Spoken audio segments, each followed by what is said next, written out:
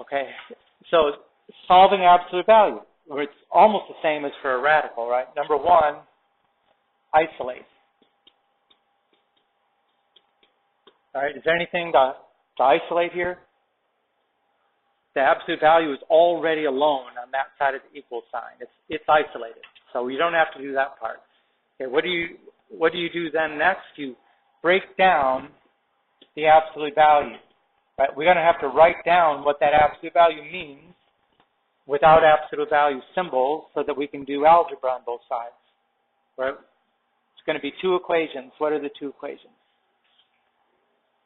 X minus 10 equals x squared minus 10x. And what's the other equation? X minus 10 equals negative x squared plus 10x. Okay. That's the opposite of the right-hand side. Okay, and solve both of those. So in this case, we have to subtract. They're both quadratics, so we're going to have to get everything on one side, 0 on the other, right? Minus x plus 10 minus x plus 10.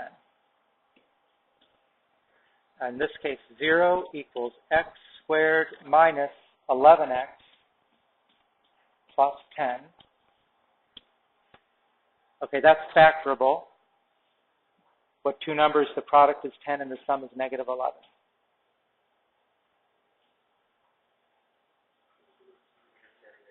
Negative 10, negative 1, correct. 0 equals x minus 10, x minus 1. So x equals 10 or 1. Okay, now let's check our answer right away. Okay, or check our two answers. Pretty sure one of those is not going to work. Notice what happens if I put in the 1 here. If I put in the 1 there, then I'm going to get 1 squared minus 10 times 1, which equals negative 9. Is there any way for an absolute value to equal a negative number? No. So this answer right here is extraneous because it doesn't check.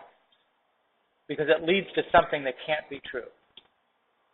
Right? So the only solution that came out of this one, we'll assume it's the 10. I mean, that's 100 minus 100 is 0. 10 minus 10 is 0. That one checks, but that one didn't. Okay, let's try this one. I'm going to add x squared and subtract 10x from both sides. So I have a positive x squared. Now I get x squared minus 9x minus 10 equals 0. And again, that's factorable. Right? What are the factors of negative 10 that add up to negative 9?